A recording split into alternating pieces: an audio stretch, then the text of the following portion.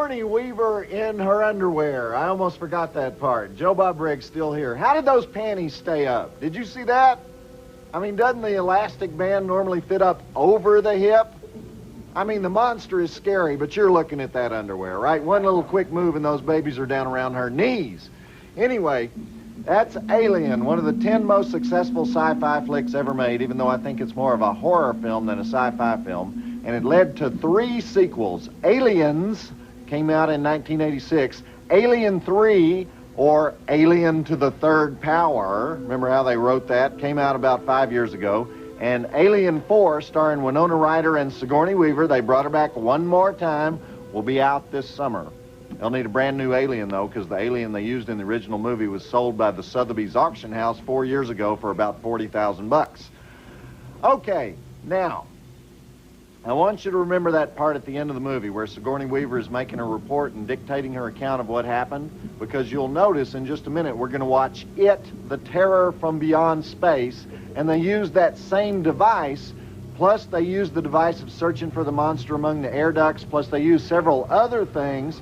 Only It, the Terror from Beyond Space came out in 1958, and Alien didn't come out till 1979, so you can see why they ended up in Lawsuit City. All right, I want to remind you that next week on Monstervision, we'll start off with Razorback, an excellent, underrated horror flick about man-eating pigs, and we'll follow that up with Zone Troopers, about these World War II soldiers who team up with outer space aliens to fight the Nazis. It's a weird one, but it has a little bit of a camp following. And remember, Monstervision is now on Saturday nights from now till the end of time. So, It, the Terror from Beyond Space. This is the story of an unkillable outer space creature who accidentally gets onto a spaceship during a voyage back to Earth and starts to eat members of the crew one by one as every plan they come up with to kill it goes awry. Does kind of sound familiar, doesn't it? I'll tell you more about it as the night goes on, but I wanted you to have Alien fresh in your mind as we watch it, so I'll just give out those drive-in totals and we'll get to it. 6 dead bodies, 1 lizard foot outer space body chomper, 2 gun barrages, multiple hand grenade explosions, monster electrocution, the old welding torch defense, radiation attack, gratuitous spacewalking, and 1 lame romantic subplot. 2 stars. Check it out, and then we'll be back to review the evidence. And this is one of those rocket ships that looks like a thermos bottle with fins on it, you know? I don't want to say this is a cheap movie, but it looks like it was filmed in a Greyhound station, you know? Bigfoot in outer space is basically what we're talking about here. So, honey, where'd you get that Monstervision t-shirt? Because the only place I ever saw one of those is at CNN Center at the Turner store. Did you shoplift that thing out of there? No, I won it in a contest on Monstervision website. Oh, the website thing again. Yeah. What contest? I've never heard of that. It's a monster caption contest. It's really cool. They put a picture on there of a monster, and you write in and you write the caption for it, and if they pick you, you win, and I won. Well, you shouldn't win that. You're not eligible for that. You work here. That's not right. Well, maybe if you were nicer to people, you could win one, too. You don't even know the website address. I know the website address. No, you don't. Yeah, it has .com or net.com or something like that in God, it. we might be here all night. It's tnt.turner.com/monstervision. I was just about to say that, but you interrupted me. Check out the caption contest on the Monstervision website at tnt.turner.com/monstervision. We now return to Joe Bob's Last Call and It, the Terror from Beyond Space on TNT. Well, what do you think so far? Exact same movie, right? I thought we'd made a mistake and started showing Alien all over again. You know, we got the Bigfoot monster roaming the spacecraft, ready to munch on some unsuspecting B-movie actors, right? But instead of Sigourney Weaver, we've got Marshall Thompson as the sole survivor of the doomed mission to Mars. Marshall Thompson, star of, anybody know? Doctari, the TV series from the 60s. He was actually a child star at MGM during the era of Mickey Rooney and Judy Garland, and he was in They Were Expendable, the great World War II movie, and he'll be best remembered to viewers of this show as the star of The Fiend Without a Face, also made in 1958, the year it was released. That's It, with an exclamation point. It! The terror from beyond space. Got to have that exclamation point. Marshall Thompson was also a descendant of Supreme Court Justice John Marshall. And he was formerly trained as a clergyman. You know? Okay, let's get back to the movie. And remember, we're trying to decide whether Dan O'Bannon ripped off this movie when he wrote the screenplay for Alien. Case was settled out of court, but I don't know. Rubber suit, lizard monster eating astronaut sounds kind of familiar, right? Okay, roll it. And when we go back to the movie, could we please show that marvelous special effects shot of the spaceship sailing through space? It just takes my breath away every time they show that. Please show it again. So, honey, where have you been disappearing to every Saturday night? I've been going to the Monstervision chat room. Oh, you have not. Yes, I have. You're not going to any computer chat room. I don't care how perky you are. Yes, I have. Yes, I do. And it's definitely more interesting than anything around here. So you go to some place where they say .com all the time. .com this and .com that and .com the other thing. Yeah, I did. Do some .com talk for me then. Well, fine, I will. Every Saturday night, I go to tnt.turner.com/Monstervision. How's that? I can do computer talk. Oh, can you? Like what? RAM. I'm legendary for my RAM. Oh, boy. I pack a lot of RAM. Come chat in Joe Bob's Rec Room every Saturday night at tnt.turner.com/monstervision. We now return to Joe Bob's Last Call and It, the Terror from Beyond Space on TNT. They know the creature is intelligent because he opened the door to C compartment. Actually, that probably just means he has a thumb. And how about those spacesuits with all the cute little zippers? Don't they look like a Ukrainian bowling team? All right.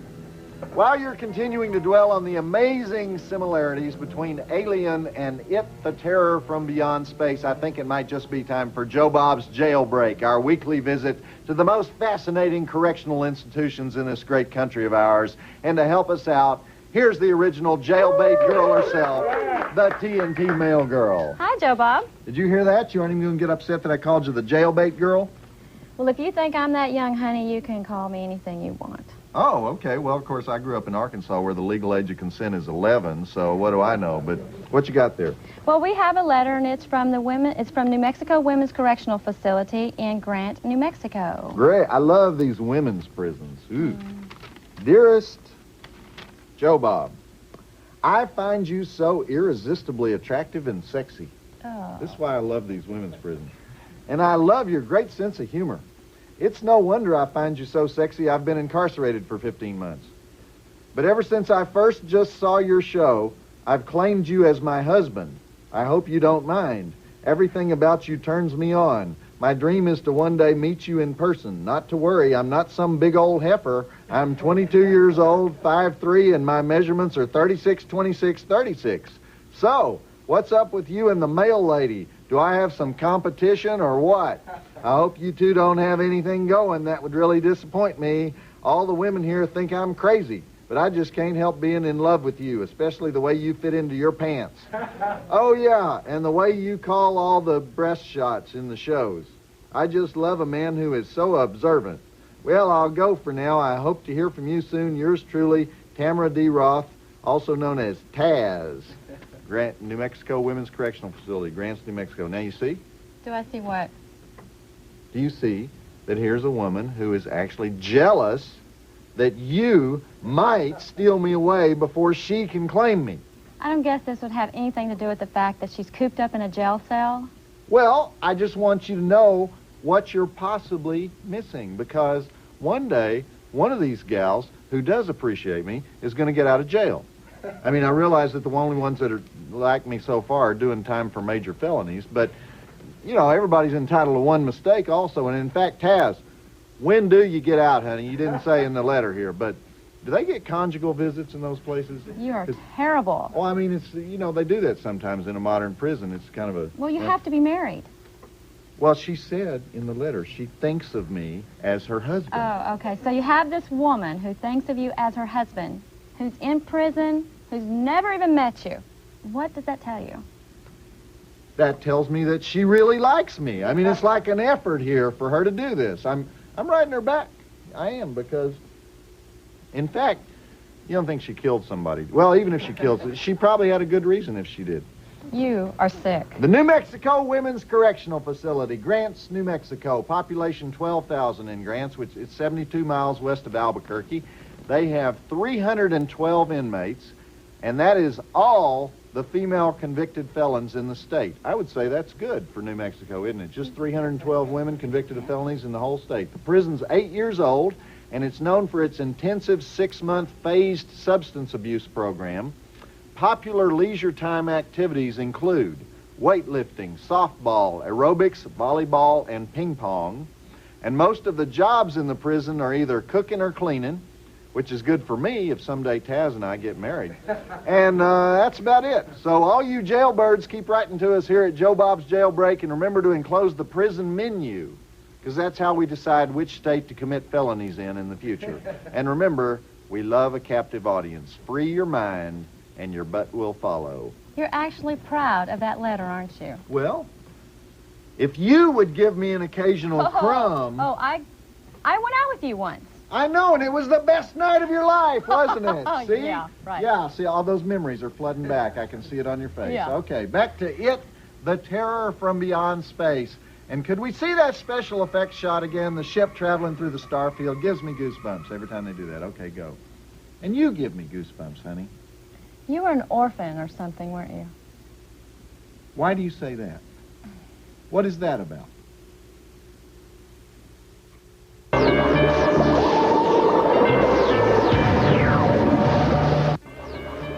We now return to Joe Bob's Last Call and It, the Terror from Beyond Space on TNT.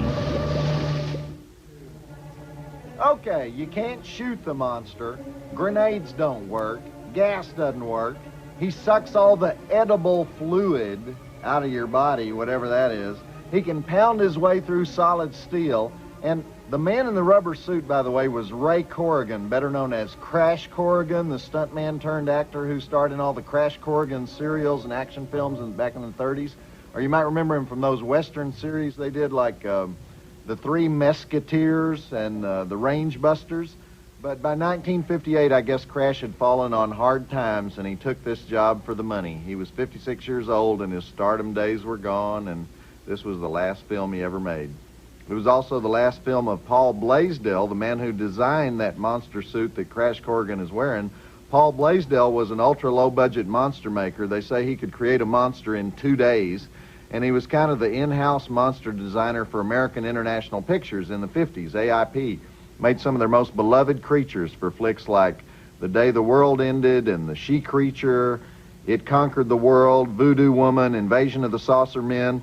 But he lived out in the wilds of Topanga Canyon, and he did all his work out there, and Crash Corrigan refused to drive out there just to be fitted for the monster suit. So Paul designed the whole monster suit to fit himself, and then it turned out that Crash had such a big chin, it was a big weird-looking chin, and his chin stuck out of the mouth hole of the monster suit. So they just painted his chin to make it look like a tongue.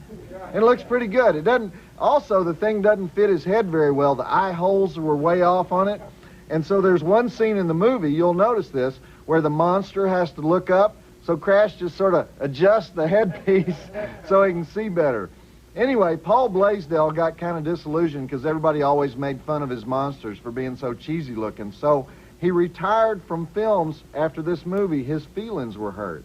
And then he died in 1983, and Crash Corrigan died in 1976. So this was the last film for both of them, a collaboration on the lizard man from outer space that inspired Alien. At least Paul lived to see Alien. Okay, back to the movie. It's got to kill us or starve, and we've got to kill it or die. And is that space rocket still flying through space? Because, can we see that again? You just feel like you're a part of the whole big universe when they do that shot. We now return to Joe Bob's Last Call and It, the Terror from Beyond Space on TNT. And yes, indeed, that was the amazing two guys walking sideways down the side of the spaceship sequence from It, The Terror from Beyond Space. I guess they had Velcro on their shoes or something, because it was not exactly weightlessness, was it? And how about those love scenes where they clutched their hands together and looked serious? That's about as sexy as it gets in 50s sci-fi. But this movie was directed, by the way, by Edward L. Kahn, who is virtually unknown today, but at the time he was known as one of the fastest directors in Hollywood. He started out as a film editor at Universal, and then he directed 68 films in his career. Began in 1931 and continued almost right up to his death in 1963. All low-budget stuff. Monstervision fans might know him as the director of The Creature with the Atom Brain, Girls in Prison, The She-Creature, Voodoo Woman, Drag Strip Girl, Invasion of the Saucer Men. And when It, the Terror from Beyond Space came out in October 1958, it was shown on a double bill with another Edward L. Kahn film called The Curse of the Faceless Man. Okay, back to the rampaging, unelectrocutable, radiated, fighting mad Bigfoot from outer space in a rubber suit. And boy, is he mad now. Roll it. You know, I know this might be overkill at this point, but do you think maybe they could show that spaceship motoring through space shot one more time? I mean, it's just so exciting. And will they? Do you think? I hope they will. All right. We now return to Joe Bob's Last Call and It, the Terror from Beyond Space on TNT. You know what this movie is? Friday the 13th. Only Jason is in outer space. And you know, they do have all those scenes that involve the creature getting into the air ducts. Remember where Tom Skerritt dies in Alien? Air ducts. And they have all that stuff in Alien about how pure the creature is, how it has to kill or die. They have that in this movie. Also in Alien, 5 men and 2 women. In It, the Terror from Beyond Space, 5 men and 2 women. Okay. Now let's see if it ends the same way. The thrilling conclusion of It, the Terror from Beyond Space. And I guess it'd be, I don't even bring this up, but I guess it'd be too much to ask to use that shot again of the ship sailing through space. I mean, they've used it 7 times. You'd never go 8 times with that shot in one movie, which I mean, I love the shot. No, I guess I won't even ask. We now return to Joe Bob's Last Call on TNT. So they finally get rid of the monster by opening the door of the spaceship. And what does Sigourney Weaver do at the end of Alien? Opens the door of the spaceship. Okay, that was an instructive little tour through movie history tonight, wasn't it? We're about done, but I wanted to remind you that next week on Monstervision, we're starting off with Razorback, the killer pig horror classic, and we'll follow that up with Zone Troopers, the story of this platoon of World War II American soldiers who team up with some outer space aliens to take on the Nazis. And remember, that's 11 Eastern, 8 Pacific, every Saturday night now. Saturday night is the new night for Monstervision. And this party be over. Did y'all hear the one about the young lawyer who was on his way to court one day to argue a case? And wham! Suddenly finds himself at the pearly gates being greeted by St. Peter. So he was confused, and he says, I think this has to be some kind of mistake. I'm much too young to die. I'm only 35. So St. Peter agrees that 35 does seem to be a bit young to be entering the pearly gates, and he agrees to check on his case. So the lawyer waits there at the gates, and St. Peter goes away for a while. And then he comes back, and he says, I'm afraid the mistake must be yours, my son. We verified your age on the basis of the number of hours you've billed to your clients. You're 108. Joe Bob Briggs reminding you that the drive-in will never die. And I'll just leave you with our thought for the day. Why is the word abbreviation so long? When the cops arrest a mime, is he told he has the right to stop being silent?